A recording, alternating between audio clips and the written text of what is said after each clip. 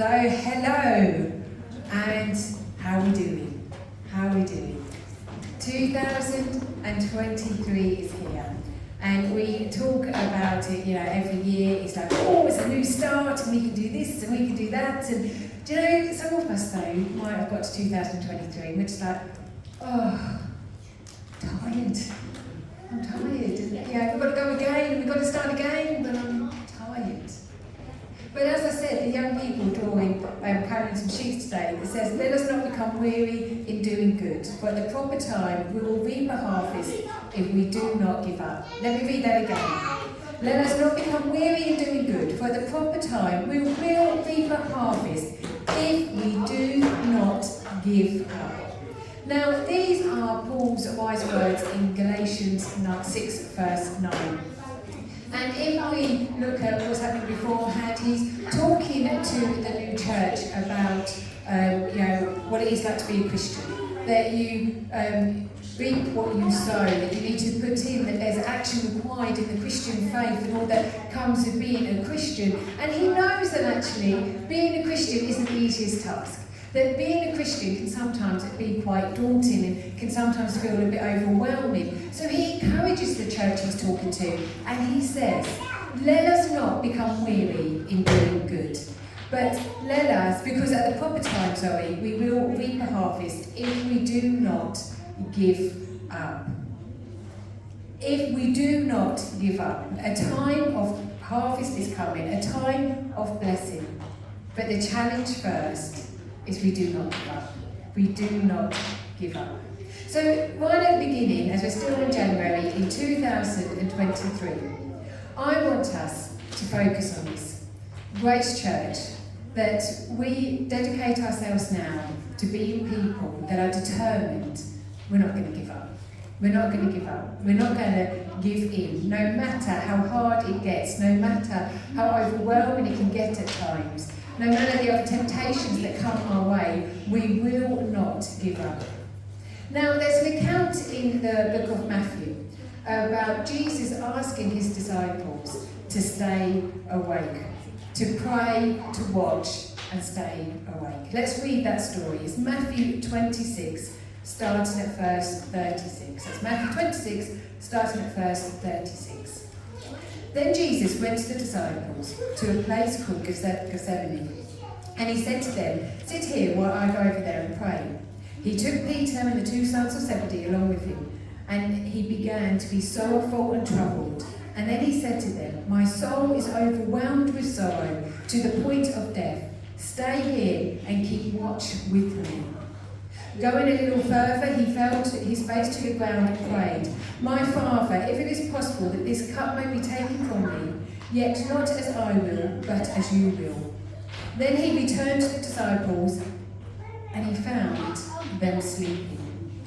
Could you men keep watch just one more hour, he asked Peter, or watch and pray so that you will not fall into temptation. The spirit is willing, but the flesh is weak.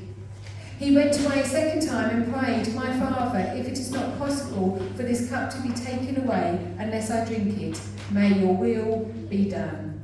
When he came back, he again found them sleeping, because their eyes were heavy. So he left them and went away once more and prayed a third time, saying the same thing. He then returned to the disciples and said to them, are you still sleeping and resting? Look, the hour has come. The Son of Man is delivered into the hands of sinners. Rise, let's go. Here comes my betrayer. Now, if we read this story from the book of Luke, it says that the disciples fell asleep because of the sorrow that overwhelmed them. The sorrow that overwhelmed them just meant it was just all too much for them. Just before we read this account, they've had the Last Supper. Jesus has been talking about how he's going to lead them. Peter's been told that he's going to betray his best friend, Jesus. The atmosphere is heavy. Something is happening. Something is going to happen. They're on the edge of something. They don't quite understand what it is. But it is heavy. It is hard. And the sorrow overtakes them and they can't stay awake. They're just like, I can't cope with this. So they're going to sleep. When Jesus himself has asked them to stay awake, when he he's asked them to stay alert, to stay watchful, to be with them in this time. He himself is full of anguish. He himself is full of sorrow. And he says to his friends, stay awake with me. Be with me in this. But because of the sorrow they feel, because of the situation they are in, because of everything that's gone on, their body's just going to shut down and they're going to sleep. They're going to sleep when Jesus needed them to stay awake. Now, I believe when Jesus was saying, watch, he said to them, watch and pray. Now, the disciples at that point didn't really know what was happening. They didn't know what was going to occur. They didn't know that their friend was actually going to be arrested, was going to be taken away, was going to be tortured and beaten and then put on a cross. So when Jesus is saying watch, I don't believe he's saying watch out for the soldiers, watch out for what's about to come our way and give me a sort of a heads up if you see them. But actually he's saying, I've got something that you need to know. I've got something, a lesson for you that you need to learn. Because he knew what his disciples, what his friends were about to go through. He knew they were going to go through this awful experience of watching their friend being taken away, of watching their friend, even though he's innocent, an innocent man being killed on a cross. He knew that they were going to be afraid. He knew that this was going to be a frightful time for them. So he knew it's going to be a time of sorrow. Jesus himself is feeling it himself. He knows what is coming. We are told that sorrow overcomes Jesus as he prays to God. So he says to his disciples, look, I know that life's going to get hard, so watch what I do. When life gets too much, when life is too hard, watch what I do. Learn from me. And what does Jesus do? He takes himself off and he prays to God, to his heavenly Father. And he prays, not my will, but your will. If this needs to happen, okay. But he goes to God. He goes and he says, listen, let me talk this through with you. Let me spend time with you. And this is the example that Jesus sets for us. When life does get overbearing, when life does get hard, that we take time. We step out and we go, God, I'm just bringing this to you. I just need to talk to you about this. And I pray, not my will, but your will be done. Because there is power in that prayer. Jesus himself was struggling. He was full of grief and sorrow. But he knew what to do in that time. We need to follow his example, and we need to do the same. In 1 Peter 5 verse 7, it says, cast all your cares upon him, for he cares for you. Cast all your cares on him. All the distractions that might come, all the things when we don't know the answers, when we're worrying about, cast them to him, give them to him. Life will feel overwhelming at times. It will. But we are being given a very clear message to take it to God, to push through, stay awake and active. So today we are going to look at Galatians 6 verse 9. And we are going to unpack it for how we can live it out today in 2023. How we can make sure that we do not let ourselves become weary of doing good, for at the proper time we will reap a harvest if we do not give up. So the first part is, do not grow weary of doing what is right. Do not grow weary of doing what is right. The word weary here is talking about spiritless, exhausted, weak, where we lose heart and despair.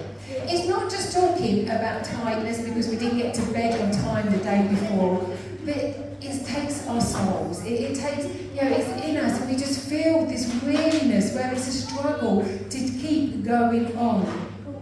It's where our motivation is challenged, where we don't want to keep doing good, we don't want to keep doing the right thing, and we're not motivated to do it because of the weariness over us. Now, weariness, it takes time to build. We don't just wake up one day and go, oh, I'm weary. But when we're talking about weariness, the weariness of our soul, it takes time to build up. It's a lot like a child. If you have a child, you don't always see how much they grow, how quickly. It's not until you look back at photos and you go, oh, look how small they are. Look at them now. How did they get there? Because it's just happening before our eyes. They're just growing before our eyes. And it can be like this with weariness, that we don't see it building in us because we're just trying to keep going and keep going and keep going. And we're not actually looking at what's happening and how we're feeling. We're not taking count of actually what a burden this is on us. And this weariness grows and grows and grows until we get to the point where we go, oh, I give up. I can't do it anymore. This is why it's so important that we do not let weary grow in us. That actually we're keeping short accounts, that we're keeping check of ourselves. How am I feeling about this? How am I doing in this? Do I need to take this to God? Do I need to go and ask people to help me on this? That we do not let the weariness grow in us.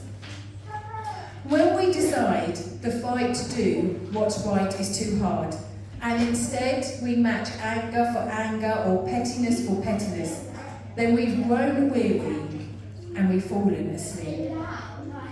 When the need around us seems too many, and we go into a safe little bubble where we make sure that we're okay and that our family's okay and that's it, then we've allowed ourselves to become weary and we've fallen asleep. When the challenge to control our thoughts and words become too tough, our words become ugly and our thoughts become bitter, then we've allowed ourselves to become weary and we've fallen asleep. Now, every time I read what I read in Matthew about the disciples falling to sleep, it hits me hard. It gets to me that these disciples fell asleep, and this urgency rises up in me because I do not want to be asleep when Jesus comes looking. When Jesus turns up, I don't want to be curled up in a corner fast asleep because it all just got too much. But I want to be somebody that's still standing and still saying, okay, God, your will, not mine. Do not be found sleeping. Do not let this world overtake you. Situations overtake you. Words overtake you that you go, I'm out. Because that is not an option. We cannot be that person. But we have to be the person that goes to Jesus and prays, your will, not my will. In 1 Corinthians 15, verse 58, it says, therefore, my beloved brethren, be steadfast, immovable, always abounding in the work of the Lord, knowing that your labour is not in vain in the Lord. Be steadfast, be immovable. I love that. Be immovable. That you know who you are, you know who your God is, and you stay steadfast. Despite what is happening around you, despite how tired you may feel, that you are steadfast, you are immovable, because you know that you know that you know that your God is a faithful God, that your God will bring the harvest at the proper time if we do not give up. We are steadfast, we are immovable. Now it says that we do not become weary in doing what is good. So what is good? What is it that we should be striving for? Here we look at the call of God upon our lives. To be a light, to be an example that will make other people give glory to God. That our actions, our words, the way we conduct our lives makes people look up. Makes people go, oh, they're a Christian and look at them. That we set an example that's going to make people praise God's name. But doing what's right, well, it can be a struggle. Especially when we see everybody around us not doing it. Especially when actually the easiest option is not to do the right thing. Now Daniel in the Bible, he was a man that constantly did good. He did the right thing. And because of this, he found favour with God and he found favour with the king, which meant other people around him started getting very jealous and started getting very bitter towards him. So they decided they were going to watch Daniel. They were going to bring him down. They were going to get rid of Daniel because they didn't want him there. But as they watched this man, he did good.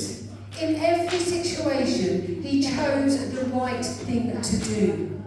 He was dedicated to prayer. So the men that were trying to bring him down, they kind of look at each other and they're like, okay, well, the only thing that we can get him on is prayer. So they twist things around and they go to the king and they trick the king into bringing in a new law that you cannot pray to God, you can only pray to the king, which makes absolutely no sense. Daniel is a man that knows to do good, that knows to do right by God. So when this law comes in, when man tells him you cannot pray to God, Daniel knows what's right. So he carries on doing good. He doesn't give up. He prays to God, and of course they are watching, they see, they run to the king. Somebody pray to God and not to you. And the king is like, right, they must be thrown to the lions. And then they say, it was Daniel. The king is heartbroken because he loves Daniel. But he's passed this law. So Daniel is thrown into the lion's den. But here a great testimony comes, because as he's thrown into the lion's den, God shuts the lion's mouths, because this man has not given up. This man is doing good. He's chosen to do the right thing. Daniel has stayed steadfast. He has stayed immovable, because he knows that actually his life is all dedicated to God, that he wants to do right by God. And because of this, when temptation comes to give up, or when people try to sort of knock him down, he stays steadfast, he stays immovable, because he's not willing to give up doing the right thing. God saves Daniel. And do you know what? When he comes out, the king is so pleased. He's like, everybody must praise Daniel's God, because he did not give up. He didn't let the situation dictate to him. He didn't let the situation, what people were saying, dictate to him. But he stayed steadfast. He stayed immovable. And church, this is what we need to do. We need to stay steadfast. We need to stay immovable in doing what God has called us to do. Are we willing to stay strong? When the world tells us that actually we shouldn't be going to church, or that we shouldn't be putting other people first, or whatever it may be, are we willing to stand up and go, do you know what? No, you may be saying that, you may think this, but let me tell you about my God, what he's asking me to do. And I'm going to stand and I'm going to be steadfast. I'm going to be immovable because of who my God is. Yes, I may be tired. Yes, the situation that I'm in, I don't know the way out, but I know my God. Therefore, I will stay steadfast. I will stay immovable because of the God that I serve. And we remind ourselves of his faithfulness. We remind ourselves that he is true. We remind ourselves that his promises are yes and amen, and we stay steadfast. We stay strong in God. We need to be people that are willing to do good, that do the right thing, and that we do not get weary in it. The second part of this verse talks about, because you will reap a harvest at the proper time. You will reap the harvest at a proper time. Now, if you try to take a harvest before it's actually ready, then actually you've wasted your time. Because say, for example, you want an apple, so you plant a seed, and then you go back the next day going, I'm now going to eat that apple, and you can't see it, so you dig up the seed. There's still going to be no apple there, because you've not given it time. You've not gone back in the right time. This verse is very clear, saying that God will bring the harvest at the proper time. It's got to be God's timing. We sometimes want answers to prayer, and we sometimes want situations turned around instantly. But God says at the proper time. And this is where we need to trust him fully. That we just give it to him fully, knowing it's in his timing, not ours. Now, in the Old Testament, we can read about the Israelites.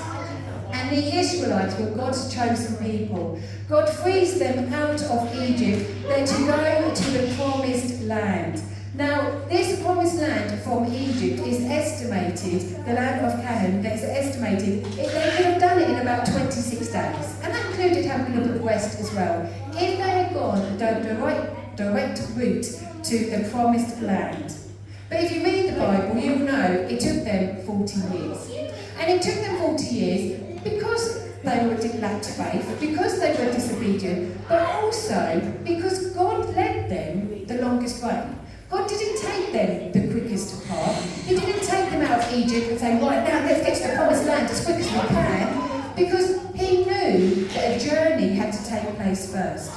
We can read this in Exodus 13, verses 17 to 18, where it says, when Pharaoh let the people go, God did not lead them out of the road through the Philistine country, though that was shorter. For God said, if they face war, they might change their minds and return to Egypt. So God led the people around the desert towards the Red Sea.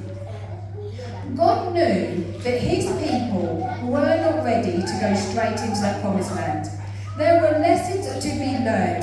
There was faith that they had to build within them, a journey that had to take place. So God led them the longest way.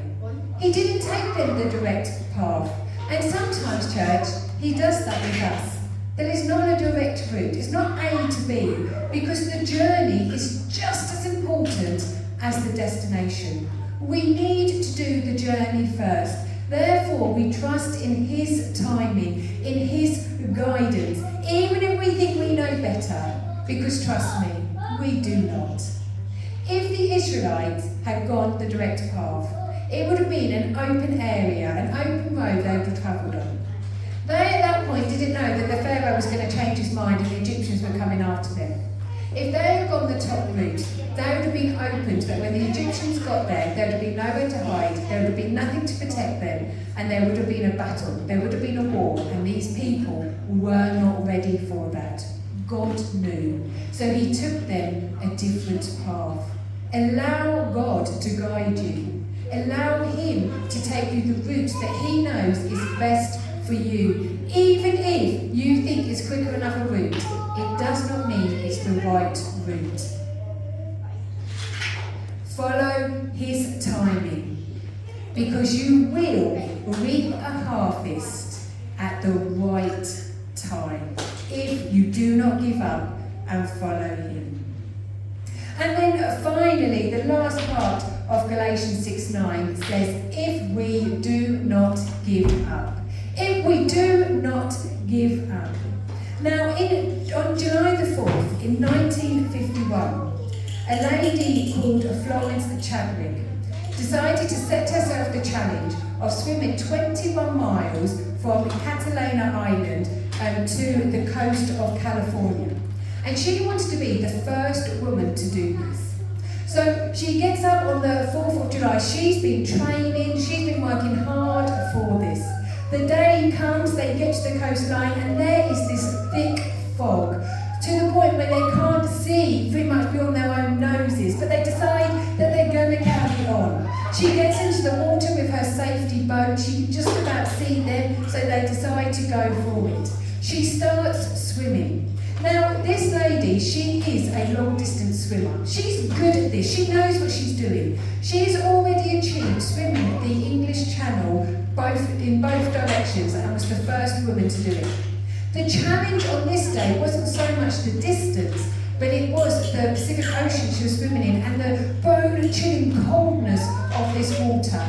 It was a test of endurance. It was a test of being persistent to get into the finished line. She starts swimming, and as she starts, she's doing pretty good, but she keeps going, and the coldness starts getting to her. It starts hurting her. It is a painful thing that she is doing. She starts swimming, and she's just like, after a while, she's like, I can't do it anymore, and she calls out and says, I need to stop. Her mum is in the front boat, so her mum calls to her, Florence, you can do this. Come on, my girl, you have got this. Keep going. So she decides she's going to go a little bit further. She goes a little bit further, and again, the pain of what she's doing grabs her. The coldness surrounds her, and she's like, I can't do it. So her trainer that has been with her throughout this journey calls out, come on, you can do this. So she goes again. She keeps trying to do it. But soon the coldness overwhelms challenge becomes too much, and she says, no more. I need to get out. I cannot do it. The people in the boat try to encourage her to keep going. Just a little bit further, they say, just a little bit further. But she's like, I'm done. I give up. I can't do it. So they bring her out, they put her on the boat. And then she discovers that she was, in fact, within half a mile of her goal. Within half a mile of her goal. She swam over 20 miles. And within the last mile, within the last half mile, she says, I couldn't do it. And when she was interviewed at the end, she went, if I had seen that coast, if I could have just seen my goal, I think I would have been able to do it.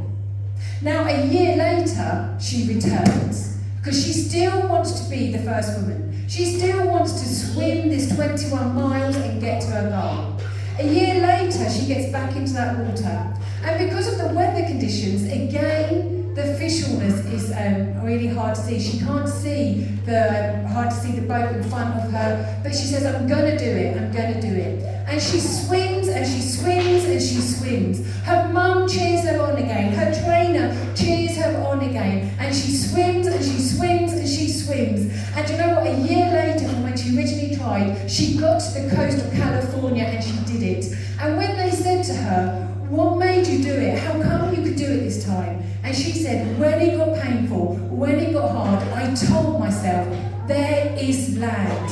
There is land. And she would repeat it in her head. There is land. There is land. She reminded herself of what it was about. She reminded herself of the challenge in front of her, of the harvest that she was going for. She reminded herself that a day was coming, a time was coming when she would achieve her goal. And she did it. She did it that day because she refused to give up.